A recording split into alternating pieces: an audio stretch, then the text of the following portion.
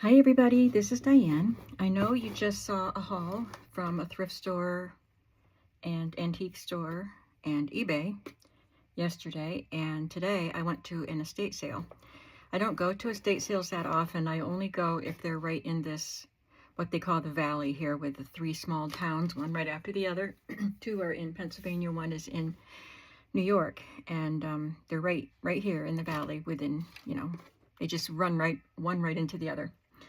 So if there's an estate sale in the valley, I try to go to it. So I did not go early. When I first started going to estate sales, I wanted to be there when it opened on the very first day. But I don't like doing that because it's too many people, it's too crowded. There are resellers in line and they're pretty,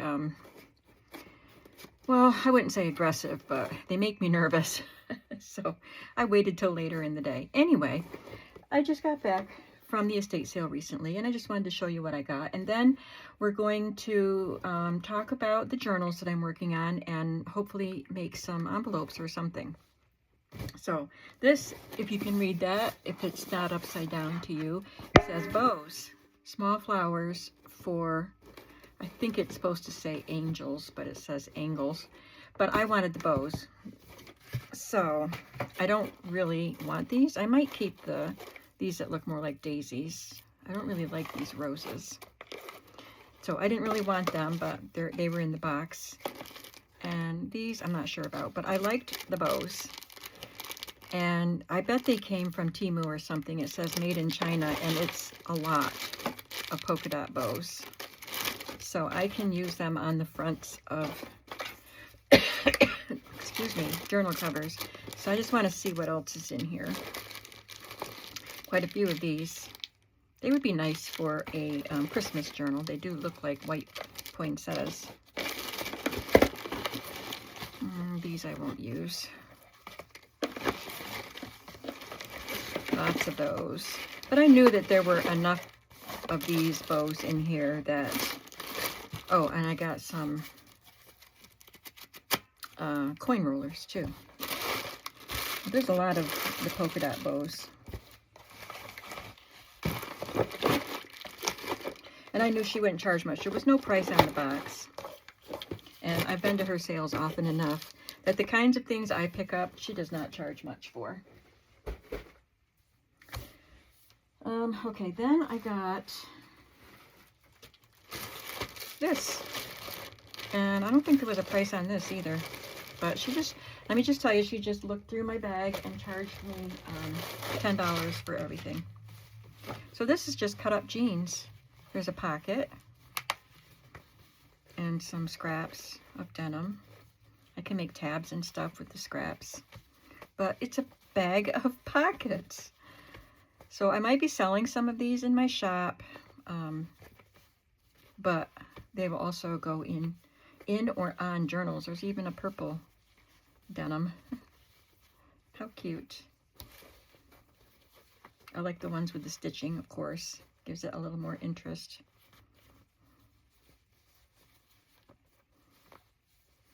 Oh, this one's cool because it has a hole in it. It gives it even more vintage interest. There's another from the purple pair. That's a different one. And the little coin pocket on the side. Oh, here, it goes this way. Or was it a watch pocket? I don't know what they call these. Back when they used to carry watches in their pockets. So I thought that was fun. I don't know how much she, would have charged for just this bag of pockets. But it wasn't much because I got a lot of stuff for $10. This is not craft related. I'm going to pick it up so I don't dump because one end is open. It's a bag of tea lights. And I have a hard time finding them. My Walmart, I used to get them at my Walmart all the time. And then they started carrying bigger ones. And now they have the little ones again, but I don't know, it's not as good a deal. So I got a whole bag of these tea lights. I use them in my wax melter with some, wax potpourri. I thought these were cute. They have a button on the back, so you button them into a buttonhole. And I think the button can go through the crochet. I'm not sure. Like the button on the shirt. I don't know how it works. I want to use them for journals, so it doesn't matter. But they're from Daisy Kingdom. I really like this, and I was just going to get this. But then I thought, well, I could use this on little golden book journals.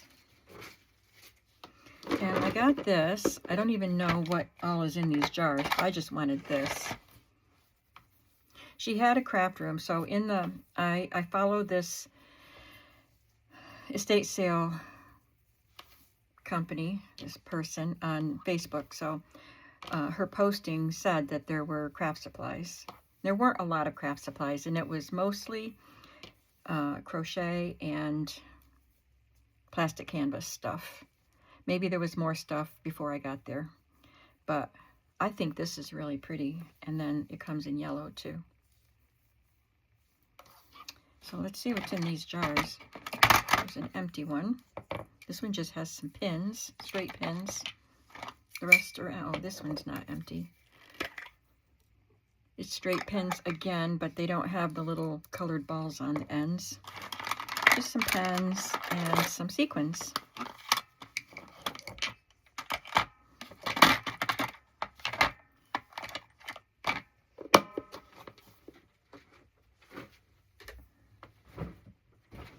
And I threw in this little roll of wallpaper border because it's very pretty. There was a stack of, not composition, notebooks with, you know, the wire binding notebooks and some filler paper. And some of it looked vintage. It was aged looking, but I have enough of that stuff, so I didn't bring that home. Aren't you proud of me? I could have gotten it really cheap, I know. And then I got some children's books, which are really fun, and they were marked $1 each, but like I said, I don't know what she charged for each individual thing. This was just a small pack that was in the stack of paper, of engineering paper, but it's not a lot of pages there. But that's all I wanted from that stack of paper. And this Canasta score pad. It looks different from a bridge pad. I have a lot of bridge pads, but this one's different. All right, let's look at the books, and that's all I have. And then we'll talk about the journals. The Contented Little Pussycat. This cover is not in great shape. It looks like it got something like water spilled on it, and it took off some of the color. It's got some pencil marks. It's really rough, but the pictures are cute. I've had this book before because I remember cutting these pieces out. They look like they're made to be fussy cut, don't they? And it looks like, oh, there it is. 1969, or is it 59? There's lots of coloring in here. This probably maybe wasn't worth $1. I flipped through it and I thought I saw some decent pictures. Like, these are not drawn on, so if I cut around all of that, but maybe I could erase some, but I don't know. That one's cute. This one's good. Somebody really had a lot of fun with this book. So I see some pages now that are not written on. Yeah, these are good pages. Mama must have come in and said, stop writing in your books. Unfortunately, that other page of cutout critters is gone. That's cute. All right, and then I got Scramble Legs and Other Stories of the Muddlesome Mulbos, whatever they are. Never heard of this. And all of these books were falling apart. The Mulbos in the following stories are a legendary people of Danish folk tales.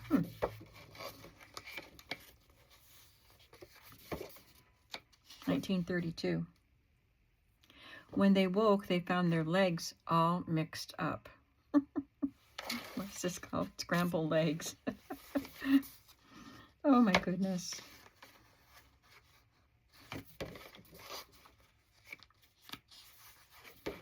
Cute pictures though, right?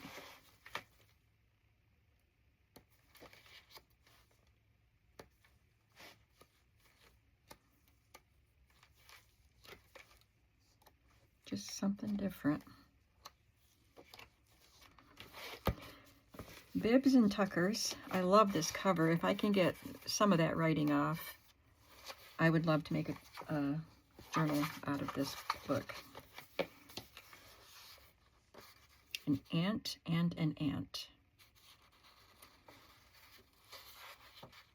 Lots of A's. This poem is full of A words. They colored her completely in with pencil.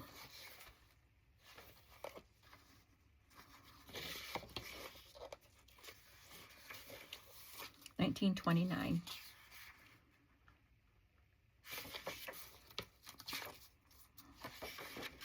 There's a page missing, color page. Maybe this is it. I think, yeah, I think it is. Okay.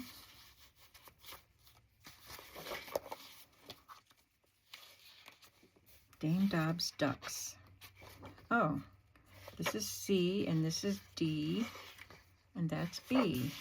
Ah, doesn't say it's an alphabet book, but it follows through the alphabet. That's neat. But lots of pictures. This book is in terrible condition, so I can happily cut out some of these images and use them. I always love the children's illustrations from the 30s.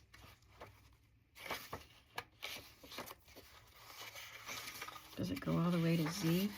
Oh, I love that. I'm glad that picture's intact. A snuggle bug. Yep, zigzags. Zounds, said the zebra.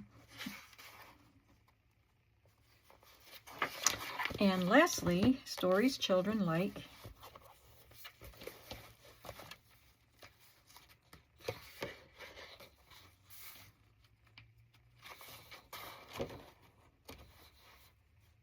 $19.33.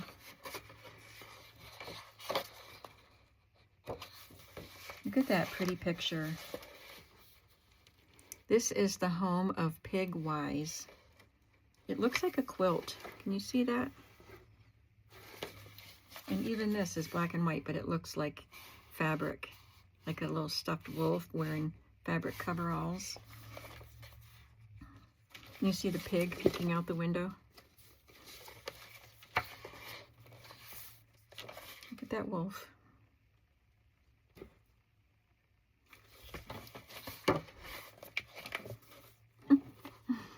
And the stuffed carrots and radishes. This is great. Love these pictures.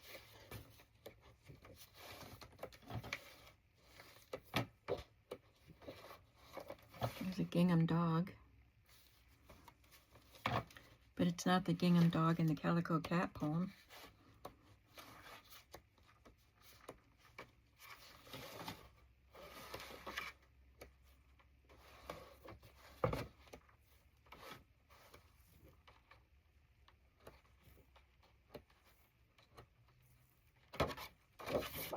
Great.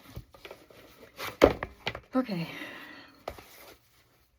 Now, I spent some time this morning before I went to the estate sale. I actually reheated some leftovers to have for lunch, and I got to thinking about the estate sale. Should I go or shouldn't I? And looked it up again and realized what street it was on and thought, oh, you just need to go. And I couldn't finish eating. I had to put my plate down and I went to the estate sale. But I didn't, my plate's still sitting out there. But I had cut pages and I had finished putting the book pages, the book covers together, so I can show those to you. I did not cover the end papers on the Bookhouse books, but I did the fabric that I showed you and added some trim. And I said that the colors in this tablecloth didn't go with the pink, but it went with all the colors here. So I found this little kind of a rickrack trim that has these colors plus the pink. So it helps tie it all together. And this one, I used the pretty blue and white daisy and this vintage rickrack. And I didn't have, the daisy wasn't long enough to go around, so I just added a plain blue fabric and then added some ribbon.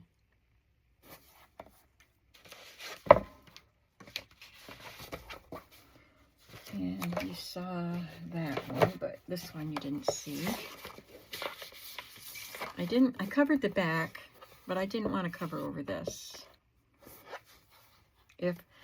When someone purchases it, if someone purchases it and they want me to put paper on this, I will do that before I send it. Something else I should point out on this one is I only had 3 of these book corners, and I'm so disappointed that I can't get more of these. They don't have them anymore on Amazon. But I had 3 of those, and I had one of that same color in the Tim Holtz or whatever. This might not be Tim Holtz. I had Tim Holtz, and I had some that I had picked up maybe at Hobby Lobby that looks similar. But anyway, so I used it. I wanted to use the last of these. So let's talk about the pages that I'm putting in these journals. There will be scrapbook papers and some lightweight cardstock that I edge punched and some colored lined paper. And this pile is a pile of papers that I just collected and then cut to fit the 2 different sizes of books I'm making. I don't even know if all of these will go in the journals, but I have atlas pages, dictionary pages, and this pile is enough for 2 books because I separated them by size. I have 2 different sizes, so just assorted vintage dictionary pages. The small ledger pages and the regular size ledger pages, these are the, what do you call them? They're not as old as some of the other ledgers that I have. These are vintage, but you can buy ledgers like this in Walmart with the green paper. I don't want, it's not computation paper, but there's another name for it. But anyway, some music paper, some small size scrapbook paper. These were in my scrap bin. Some coffee dyed lined paper, and there's a colored grid paper, just some vintage or some various lined papers, and some computer stationery type of paper.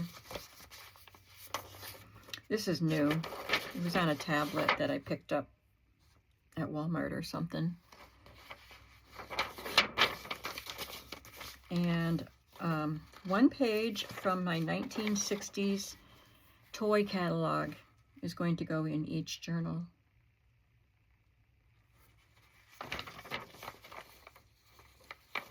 I love this catalog. And it has cute little drawings on it too. This page will probably go in the Aiming High book because it has the boy and his rocket.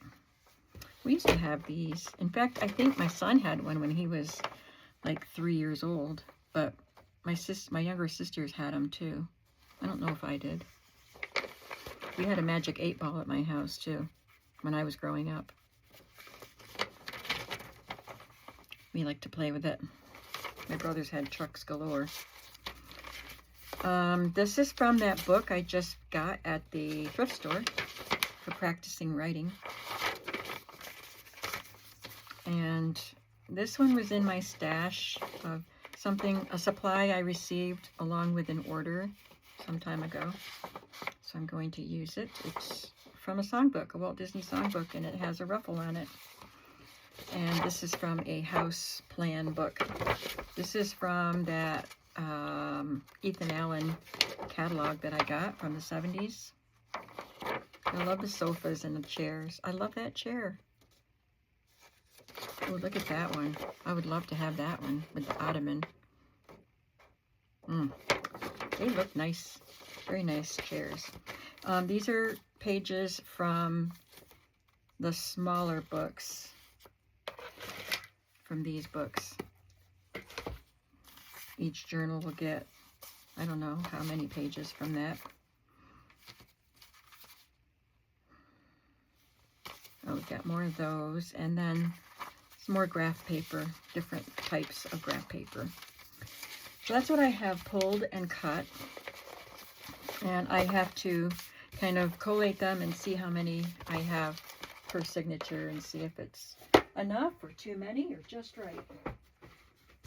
And I also started cutting some envelopes out of scrapbook paper. I dusted off my envelope punch board. I haven't used it in a very long time. And I experimented with sizes. It has a chart right here. I did this size first, which was okay. I don't really like that the point of the envelope goes so far, almost to the bottom. And then I went up one size, and this one, the point went below the bottom of the envelope, so I just cut it off.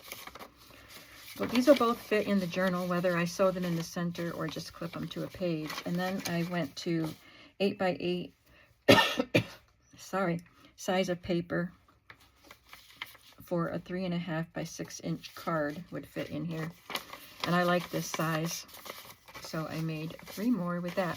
So I'm going to make some more in case you were maybe thinking about an envelope punch board and wondered how they work. So I'm going to cut a couple pieces of paper into 8 by 8 inches. These pages that I'm using are from the new kind of thin paper that's at at Walmart, the new brand that they started carrying called Roobee, R-O-O-B-E-E. I don't know the name of this particular paper pad, but it's a spring theme. There's bunnies and flowers and mushrooms and just flowers, and there's like a Peter Rabbit type of bunny there. But you can find them at some Walmarts, at least. They're at my Walmart. This one has a bee scup with some bees and flowers. So this is thin enough. I think I can cut 3 papers at once. So I'm going to cut it 8 by 8.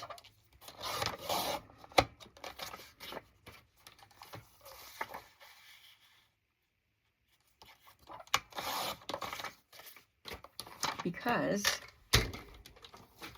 this gives you a chart. So if you know what size your card is, you look on this side where it says card size and find the piece that the measurements that match your card, and then it tells you what size to cut your paper, and they're all squares.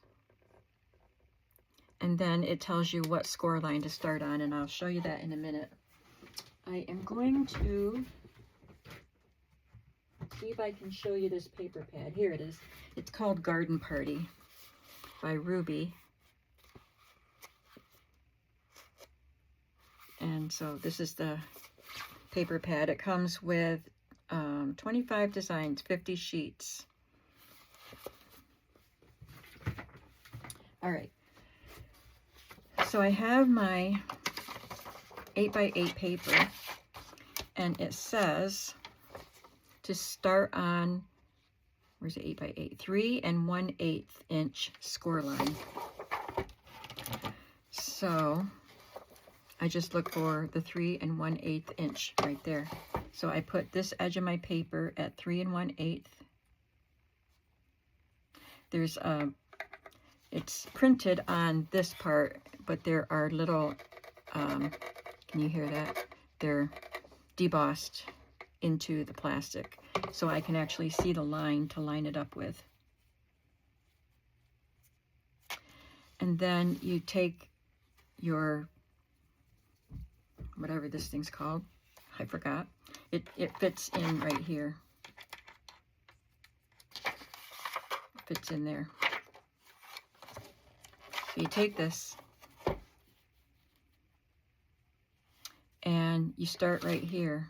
There's an opening there, and there's a score line right here, diagonal score line. So you start here and just follow that score line. Your this thing will find it. Now, the instructions are right here, and it tells you to punch before you score. But if you don't punch before you score, you can punch it after. Just don't move the paper before you score it, and then, or punch it, and you get that little punch out there. So now you have a score line, and you're not going to pay any attention to these marks anymore. It all is focused on the score lines and this little score guide right here. So I take this score line and line it up. I push this under so it's up here at the top, touching the top, and then line my score mark, which you probably can't see, but I can see it, and it's lined up with that little pointer. And then punch and score again. And I'm scoring lightly. I do it twice, but I don't press down very hard because it'll go right through that paper. And then again, you line that mark up with that pointer.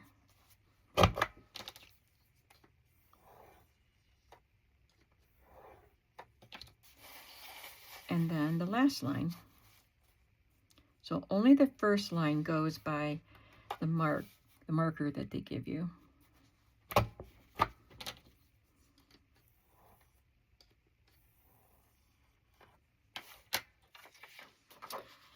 And then if you want to, you can turn this around, and there's a reverse punch on this side so you can round your corners.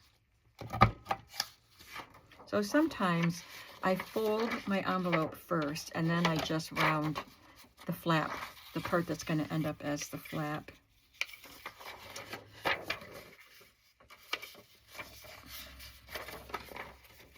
I think I didn't have it lined up perfectly for one of those scores, so we have a little extra bit here. I'll just cut that out. I think everything else looks good. So if I wanted just to round the flap, I could fold it, and then this is going to be my flap, so I would round that. And I don't really like it when the point sticks up this high, so I just go in and cut it off like that. Try to do it straight, but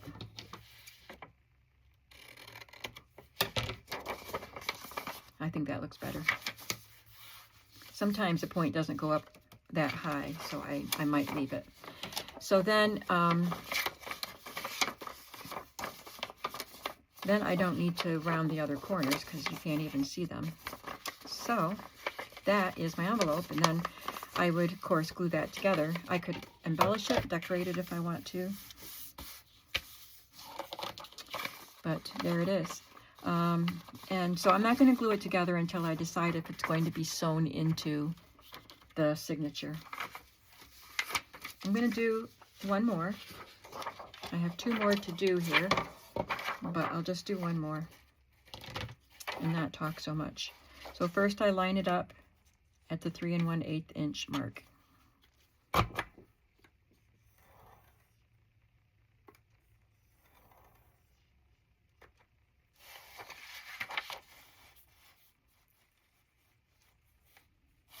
And sometimes it's hard to see your score line. I'm going to fold it a little bit. It'll help it show up more.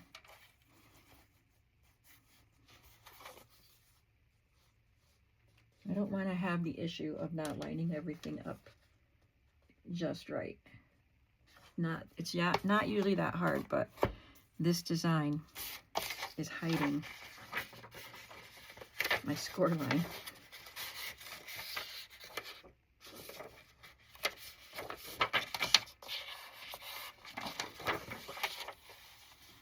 Now I can see it.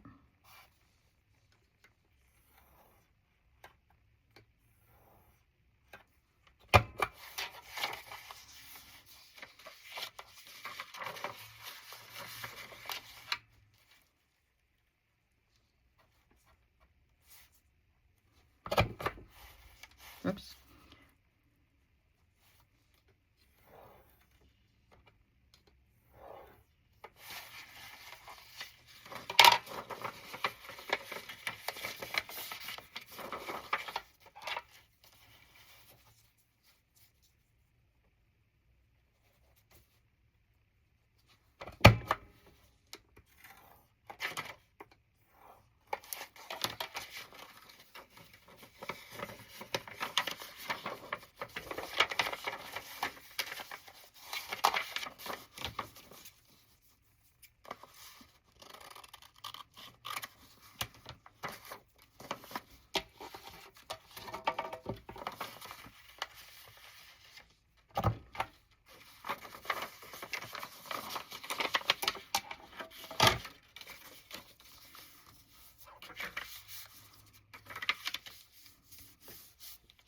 With all 4 books, I will have 12 signatures. And so if I put an envelope in each signature, I need 12 envelopes.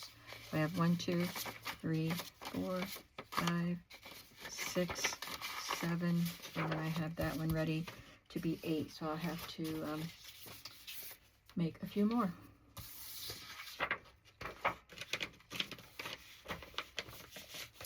Okay, what time is it? I've got just a few minutes if there's anything else I want to do. Oh, I know one thing I want to do is I saved these map pages that have the maps that are in boxes. So I could decide what kind of ephemera I want to make. Look at those little tiny ones. I know I want to make these into journaling cards or pockets or something.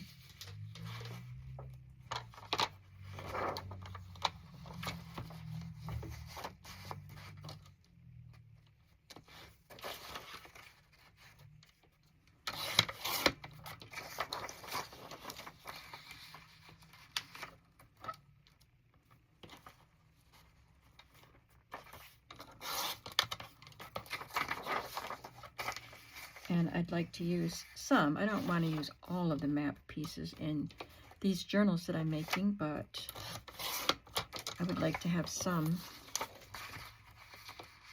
in each journal.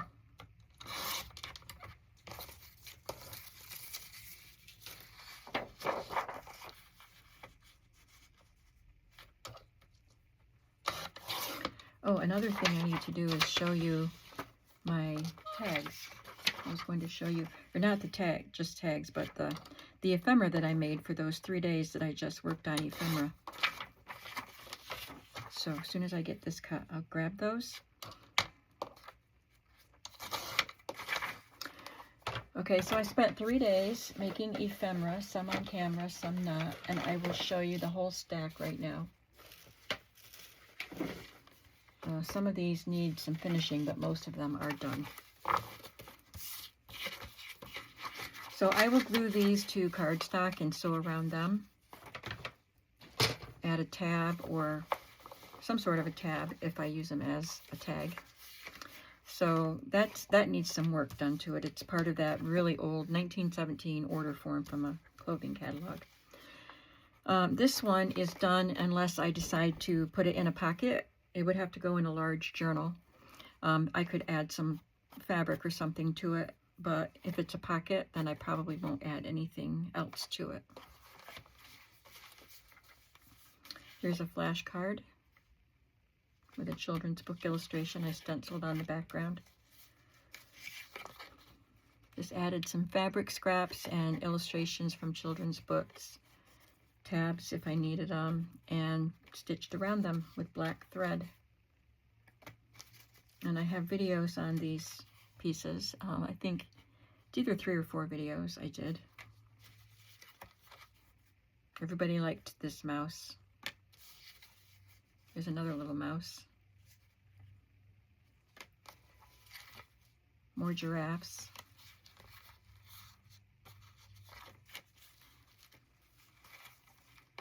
And these are just,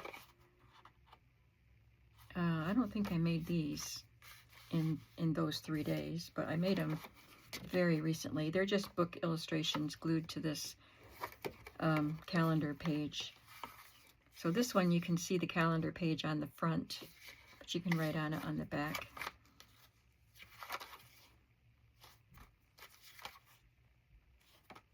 And then this was another page that I did on the calendar page with a milk bottle or an orange drink cap. Here's a little pocket, or no, this is a journaling card. These are little pockets with vintage gift wrap. And this is a side cluster or maybe a tab on a page. I didn't make this one. I got that from with the journal that I got from the Hippie Gypsy. There's a little pocket or journaling card. And I'll be using some of these in the journals that I'm making right now. Some tags that I made with these map pages.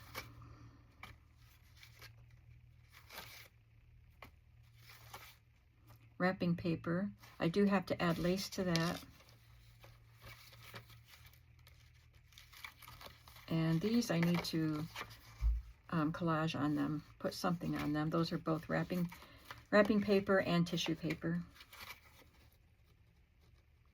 This is from an old yearbook. Now this one, I didn't do this one on camera, but I used the math paper behind it with the students' pencil work on it. And these border strips from K & Company from years and years ago. The yearbook photo. And then I had this label stamped onto this typewritten blue paper. And it's got words on it, but the words are inconsequential to the journal. I just like the look of the typewriting there. But I wanted something in the middle, and I still wanted the words to be quite visible.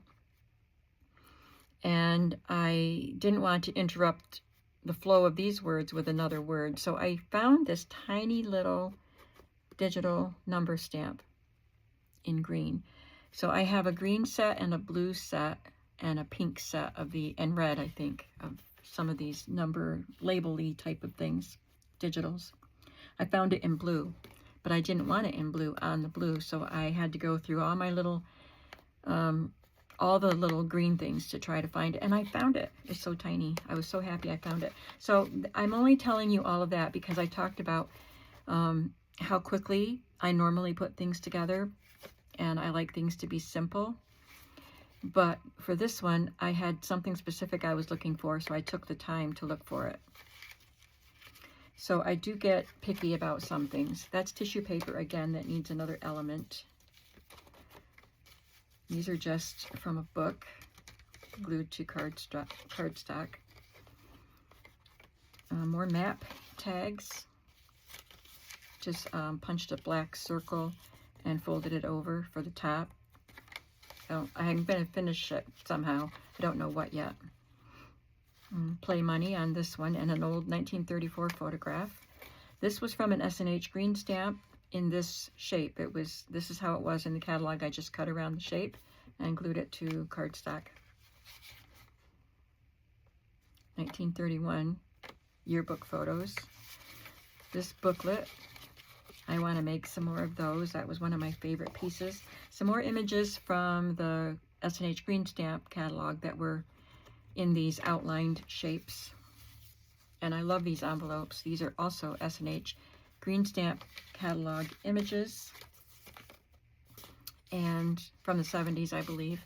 So I used the stamps themselves on the flap of the envelope and put a cardboard play coin that I got in a set of play money at the flea market to be the little flap holder downer. That's the official name of it. And lastly, I had these images that were cut from an old magazine or book. Oh, it was cut from a book. And I added these. Well, this is a Tim Holtz ephemera piece that was chipboard or cardstock. And this was cut from a book. And so I glued it together and then cut the whole thing out, glued to cardstock. Same with this one. This was a digital. You can see this one is 2 pieces. So that was a lot of ephemera made in a few days. And some of this will be used in these journals that I'm making. So that was a mishmash video today of a little of this and a little of that. I hope you enjoyed it. Tell me what your favorite thing was from my estate sale haul today, if you liked any of it. And give me a thumbs up. I would really appreciate it. I've been appreciating the comments you guys have been leaving on my videos, so I would appreciate hearing from you. And I'll see you in the next video. Have a creative day. Bye.